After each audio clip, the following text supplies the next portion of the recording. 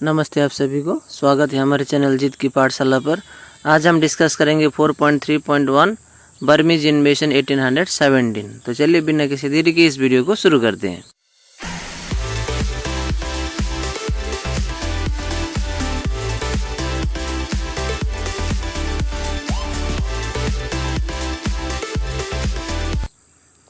बदन Chandra Borphukan with the help of an army of around 8,000 men sent by Badopaya along with another 8,000 soldiers belonging to a few tributary kings of Burma entered Assam via Patkai। तो पिछले video में हम लोगों ने पढ़ा कि किस तरह बदन चंद्र फाइनली बर्मा पहुंचते हैं और वहां पे वो जब हेल्प मांगते हैं पूर्णानंद बुरागोहाई को अपने पोस्ट से हटाने के लिए, तो फाइनली वहाँ के जो किंग थे बदोपाया वो हेल्प करने के लिए राजी हो जाते हैं।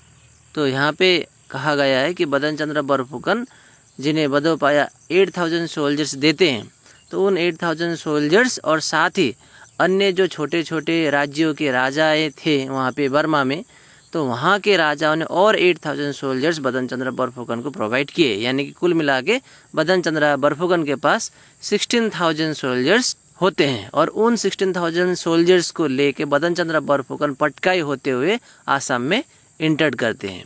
पूर्णानंद Buragohain also sent an army under Daman Gogoi and how Bora to stop the advancing invaders। और जैसे ही पूर्णानंद बुरागोहाई को एक खबर मिलती है कि 16,000 सोल्जर्स लेके बदन चंद्र बरफुकन पूर्णानंद बुरागोहाई को उनके पोस्ट से हटाने के लिए आगे बढ़ रहे हैं, तो पूर्णानंद बुरागोहाई दमन गोगोई और हाउ बोरा को भेजते हैं ताकि बदन चंद्र बरफुकन को आसाम में एंट्री करने से पहले ही रोक सके। A battle was fought at Giladhari in which the Burmese army under बदन चंद्र was victorious। बदन चंद्र बरफुकन और पूर्णानंद बुरागोहाई के सोल्जर्स का मुलाकात गिलाधरी पे होता है और जहाँ पे बदन चंद्र बरफुकन को जीत मिलती है।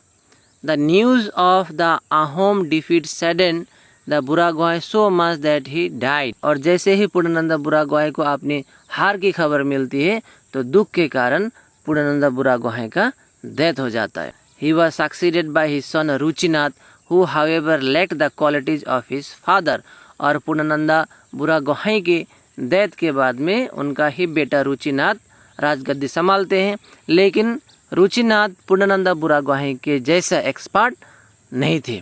At such a critical time the Ahom lacked an officer who could lead them। और ऐसे सिचुएशन पे आहोम के सोल्जर्स को या फिर आहोम के जितने लोग थे उनको लीड करने के लिए एक अच्छा लीडर नहीं थे।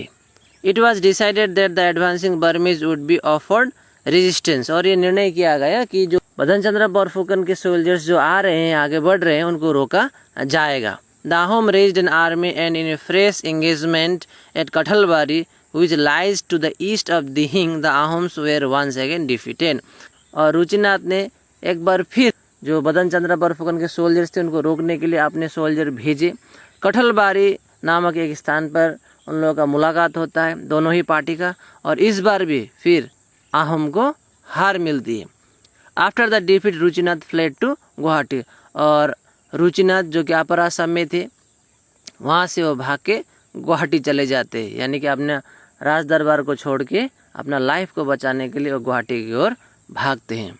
The Burmese occupied Jorhat and Badan proclaimed himself as the Borphukan.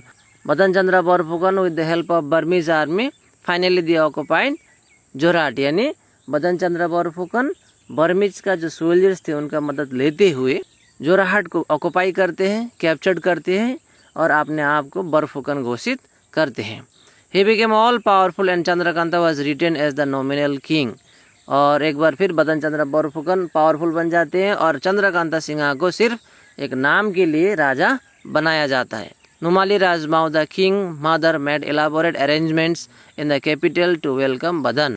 और चंद्रकांता को भले ही एक नॉमिनल किंग के रूप में रखा गया, लेकिन नुमाली राजमाओ जो कि चंद्रकांता की माँ थी वो बहुत खुश थी और नुमाली राजमाओ ने क्या किया, बदन चंद्र का वेलकम करने के लिए एक ग्रैंड वेलकम का आयोजित किया। बदन was made the prime minister with a new designation मंत्री बरफुकन। और उस सभा में बदन चंद्र बरफुकन को एक नया पद दिया गया, वो था प्राइम मिनिस्टर। और उस प्राइम मिनिस्टर का जो नया पोर्टफोलियो था वो था मंत्री बरफुकन। पहले पूर्णानंद बुरागोहाई पीएम थे, अब उनके जाने के बाद, उनके डेथ के बाद बदन चंद्र बरफुकन को पीएम बनाया गया। लेकिन इस बार जो उनका पद था उस पद का नाम मंत्री बरफुकन रखा गया। Along with Badan, 2 scribes accompanied the Burmese army which came to Assam. बदन चंद्र बरफुकन जब 16,000 सोल्जर्स लेके आ रहे थे उस समय 2 राइटर्स भी आए थे। Both of them had written notes on the Burmese military operations in Assam.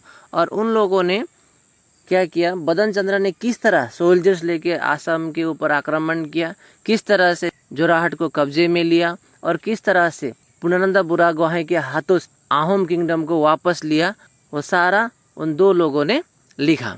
They are Baishali हुकोंग and Baishali मुंग दुन सुनखाम, यानी कि बैसाली हुकोंग और बैसाली मुंग दुन सुनखाम, ये 2 आप बोल सकते हैं किताबों के नाम है। एक्चुअली किस तरह से बदन चंद्र बरफुकन ने मिलिट्री ऑपरेशन किया आसाम के ऊपर, ये दोनों नोट्स पे लिखा गया है। The Burmese stayed for a very brief period in the Ahom kingdom and return Chandrakanta as king. Burmese बहुत कम समय के लिए आसाम में रुके और उस दौरान उन लोगों ने चंद्रकांता को ही राजा बनाया। Apart from offering presents of gold and silver to the Burmese army, Badan Chandra also presented Themo और Hemo Aideo to the king of Burma. Burmese soldier ने आहम किंगडम को बदन चंद्र के हाथों में सौंपा। उसके बाद कुछ समय तक के लिए बर्मीज आर्मी आसाम में रुके और उसके बाद वो सब अपने देश यानी कि बर्मा रिटर्न होने वाले थे। तो रिटर्न होने से पहले तो जैसे कि आप जानते हैं कि बदन चंद्र को बहुत सारा हेल्प मिला बर्मीज आर्मी की तरफ से, तो बदन चंद्र का भी एक कर्तव्य था कि उन्हें कुछ प्रेजेंट्स दिया जाए। तो बदन चंद्र ने क्या किया, जाने से पहले उन सोल्जर्स को बहुत सारे गोल्ड सिल्वर ये तो प्रोवाइड किए। साथ ही बदन चंद्र बरफुकन ने एक लेडी थी जिनका नाम था थेमो और हेमो आयदेव, उनको भी बर्मा के किंग के हाथों में सौंपा। तो इसी के साथ फर्स्ट बर्मीज इन्वेशन यहीं पे समाप्त होता है। मैं आशा करता हूँ आपने छोटा सा टॉपिक और बहुत इंपॉर्टेंट टॉपिक समझा होगा। अगले वीडियो बहुत जल्द हम लोग लेके आ रहे हैं जिसमें हम लोग डिस्कस करेंगे बाकी Burmese invasion. Thank you very much for watching जीत की पार्ट।